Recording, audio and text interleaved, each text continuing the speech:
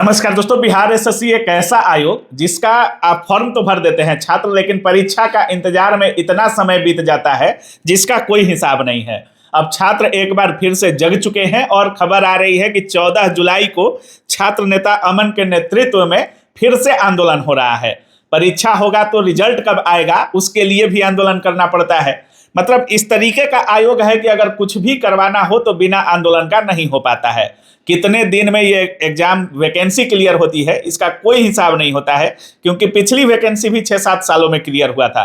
तो सारी चीजों पर बात करेंगे। छात्र नेता अमन है हमारे पास और एग्जाम सेंट्रल वाले पीके सेतु सर हैं। पीके सेतु सर जो बिहार एसएससी के लिए लगातार आवाज उठाते रहे हैं। सबसे पहले सर स्वागत है आपका। बहुत बहुत धन्यवाद रवि जी। कैसे देख रहे हैं इस पंचवर्षीय योजना वाले आयोग को सर? अभी तक तो पंचवर्षीय योजना नहीं बनी, लेकिन ऐसा लगता है कि बीएसएससी ने इसकी पूरी तैयारी कर ली है।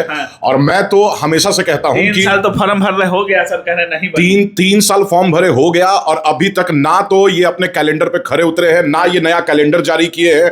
कंटिन्यूअसली परीक्षा के बारे में झूठ बोल रहे हैं। बीएसएससी एक ऐसी संस्था हो चुकी है कि जब कोई किसी की हत्या कर रहा हो गला काट के और उस वक्त जो है वो 2 चम्मच पानी भी वही पिला रहा हो तो समझ लीजिए कि वो आदमी बीएसएससी से होगा। अच्छा, इस तरह की संस्था है। मतलब झूठ पे झूठ बोलना इनका काम है।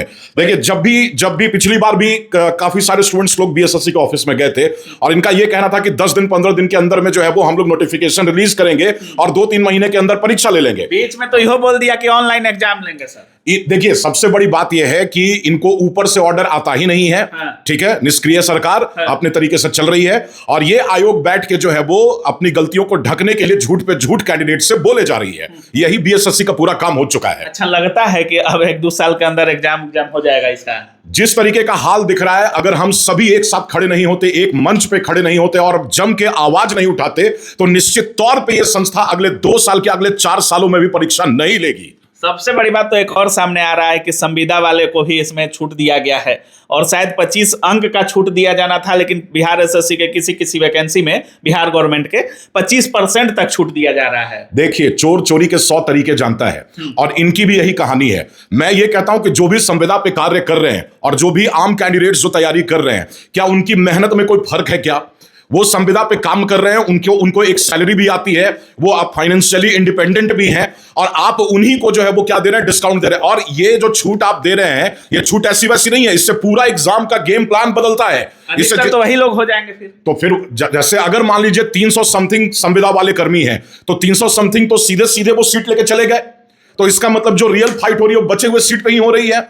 तो आप किसी को गिफ्ट में सीट दे रहे हैं, किसी से आप जो है वो कड़ी मेहनत करवा रहे हैं, आप अपने हिसाब से ना कैलेंडर जारी करते हैं, ना परीक्षा से संबंधित कोई निर्णय लेते हैं। तो ये संविदा कर्मियों को जो एक्स्ट्रा छूट दी गई है, ये कहां से सही है? बिल्कुल। और सबसे बड़ी बात कि 14 तारीख को छात्र नेता अमन के अगुवाई में, इस छात्र नेता के बारे में बता दें कि जब भी कोई आंदोलन होता है, जब भी लाठियां चलती है, अमन के कंधे पर या पीठ पर लाठी आपको जरूर देखने को मिलता है, क्योंकि शायद टारगेट भी करते हैं लोग और छात्रों का आवाज इतनी बुलंदी से ये उठाते हैं जिसका कोई हिसाब नहीं है। क्या लगता है अमन भाई, इस बार क्या होने वाला है? देखिए, सर ने पूरी बातें रखी, लेकिन मैं बस इतना कहूंगा, आखिर में माननीय मुख्यमंत्री, मैं मुख्यमंत्री साहब से सवाल पूछना चाहता हूं, क्योंकि हमारे राज्य के मुखिया माननीय सम्राट चौधरी है और जीएडी जनरल एडमिनिस्ट्रेशन डिपार्टमेंट उनके अंदर आता है और ये पूरा कार्रवाई पे नजर रखना, कैलेंडर निकालना, सारा काम जीएडी से होकर के बीएसएससी आयोग की तरफ गुजरता है। कब होगा? 14 तारीख को हम लोग सिर्फ बीएसएससी के पास पहुंच नहीं रहे हैं, हम लोगों ने यह प्रण लिया है कि बीएसएससी आयोग पर ताला मारेंगे। आयोग में ताला मारेंगे? बिल्कुल, बीएसएससी आयोग पर हम लोग ताला मारेंगे। ऐसी निकम्मी व्यवस्था में हमें नहीं रहना है। हम लोग आग्रह करेंगे, भैया अगर आपको नहीं लेना है एग्जामिनेशन, आप नोटिस निकाल दीजिए कि हम लेने में सक्षम नहीं है। बीएसएससी आयोग को तो धन्य भाग मनाना चाहिए बिहार के युवाओं को कि 55 लाख लोगों ने आप पर विश्वास जता के फॉर्म भरने का काम किया है और करोड़ों नहीं अरबों रुपए की ये फॉर्म के जरिए आपने वसूली की है। 3 साल से आपने एग्जाम नहीं लिया है, इसका जवाब कौन देगा? और 2-3 बार तो खोल दिया गया और कैंडिडेट को अप्लाई 3 बार पोर्टल खोला गया और कह रहे हैं कि CGL 4 का पोर्टल फिर खोलेंगे। तो हम लोग बता देना चाहते हैं, बहुत एकदम सावधानी से कहते हैं कि इस बार ताला मारेंगे। ये हमको हुड़दंगई कह दे, ये हमको कह दे कि ये लोग जो है विद्रोही हो गए, तो विद्रोही हो गए हैं तो हैं, क्योंकि विद्रोही बनाने का काम आपने किया है। बहुत सुंदर कहावत है रवि भैया कि जब सत्ता गूंगी और सिंहासन बहरे हो जाते हैं और कलमों की आज़ादी पर जब पहरे हो जाते हैं तो अंतर आ ही जाता है महोदय शब्दों की परिभाषा में, और हम जैसे युवाओं को चिल्लाना पड़ता है अंगारों की भाषा में। आपने चिल्लाने के लिए मजबूर किया, हम 3 साल इंतजार किए। कुछ दिन पहले भी आप लोग गए थे बिहार एसएससी, तो वहां क्या बोला गया था? वहां तो लोग कह रहे थे कि नोटिस बहुत जल्द आने वाला है। देखिए एक बात समझिए, बिहार एसएससी आयोग में बहुत लोग गए मिलने के लिए, हम लोग गए, फिर एक और शिक्षक जो दिल्ली से आए वो भी गए, वो लोग हम लोग के सहयोग से फिर गए, फिर आज भी शिक्षक आए हुए हैं पटना में, बैठे हुए हैं राजा बाजार में और फोन कर रहे हैं कि चलिए।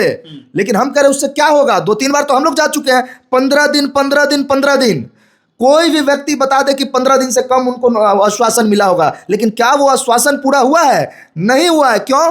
क्योंकि बीएसएससी अनाथ है, बीएसएससी के पास कोई अध्यक्ष नहीं है। अभी कार्यकारी अध्यक्ष है अरविंद कुमार चौधरी जी, जिनको मई 2026 में तो बनते हैं तो इस्तीफा दे देते हैं जी। बिल्कुल, परमेश्वर जी को देखे ना कितना बड़ा घोटाला किया बीएसएससी 2014 वाला में। सिंपल सी बात इतना ही है, अब बिहार के युवाओं को न तो इनके नियत पर हमें भरोसा है, न इनकी नियति पर भरोसा है कि हमारे लिए सोच रहे हैं। जो सरकार चुनाव लड़ी और चुनाव में इसलिए आई कि युवाओं के भरोसे, वो सरकार आज युवाओं के भविष्य को ताला मारने का काम कर रही है। मैं इसलिए कह रहा हूं कि माननीय सम्राट चौधरी से हम लोग को बहुत ही उम्मीद था, बहुत ज्यादा। युवा है, हम लोग के लिए काम करेंगे। नीति आयोग की रिपोर्ट में आप देखिएगा पूरे भारत में सबसे युवा प्रदेश बिहार है, 54% युवा बिहार में, लेकिन सबसे नकारी स्थिति हम लोग के बिहार के युवाओं की है। अगर ये जॉब नहीं देंगे तो क्या करेंगे? सब गुजरात जाएंगे, इधर उधर जाएंगे फैक्ट्री में काम करने के लिए। हम लोग 14 तारीख को आंदोलन कब से और कहां से शुरू करने वाले? मैं बिहार के तमाम छात्रों से कहना चाहता हूं, शिक्षकों से कहना चाहता हूं, छात्र नेताओं से कहना चाहता हूं, आप सबका पैर पकड़ रहा हूं, हाथ जोड़ के कह रहा हूं, आइए और लड़िए। वसीम बरेलवी साहब का बहुत सुंदर कहावत है कि भैया जब असूलों पर आंच आ जाए तो टकराना जरूरी है, अगर आप जिंदा हो तो जिंदा नजर आना जरूरी है। ठीक है, जहां इसी पटना में 2 शिक्षकों की आपसी लड़ाई में 10,000 बच्चे गांधी मैदान को घेर लिए थे, आज वही बच्चों को सोचना है कि ये लड़ाई आपके हक और अधिकार की, और आप अपने हक और अधिकार के लिए कितने बार आते हैं। सारे शिक्षक भी बीच में कूदे थे। बिल्कुल कूदे थे। छात्रों के लिए कितने लोग? वही उन तमाम शिक्षकों से हम कहना चाहते हैं कि जब हमारी बारी थी हमने किया, 10,000 बच्चे उतरे, अब सर आपकी बारी है। बिहार के युवा 3 साल से करा रहा है, मर रहा है, अब आप कितना? हम तमाम शिक्षक सपोर्ट कर रहे हैं आपको। हम लोग गए थे, कुछ शिक्षकों के पास गए थे, जैसे कौटिल्या जीएस, और भी विभिन्न शिक्षकों के पास गए थे, जैसे सर के पास भी आए। सभी का आश्वासन मिल रहा है कि हम लोग वीडियो बनाएंगे, बच्चों को बोलेंगे।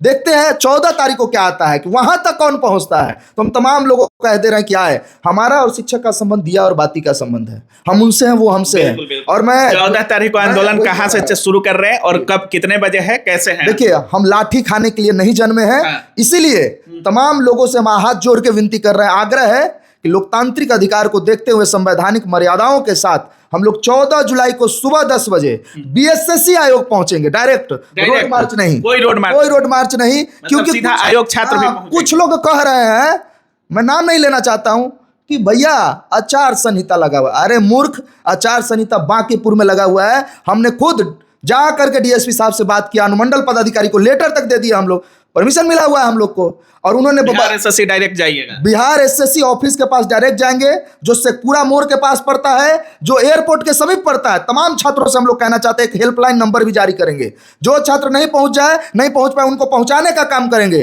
क्योंकि इस आयोग को धके झकझोरना बहुत जरूरी है और तालेबंदी तो होके रहेगी। सर लास्ट में कुछ बोलना चाहेंगे? देखिए, मैं एक आयोग को भी एक बात बता देना चाहता हूं साफ तौर पे कि आपके एक्स चेयरमैन गिरफ्तार हो चुके हैं पेपर लीक के मामले में। पहले भी आपकी छवि बहुत ज्यादा खराब पहले भी हो चुकी है।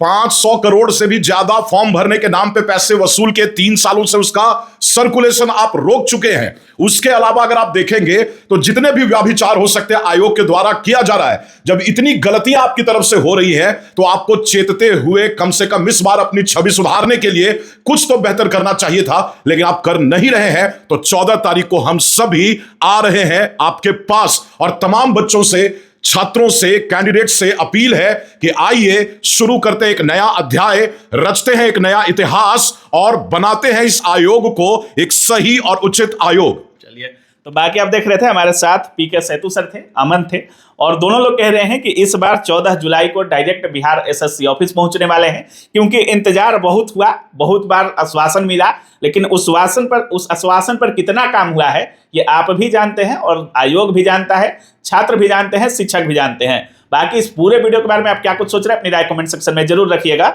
आप देख रहे थे काबिल न्यूज। जय हिंद।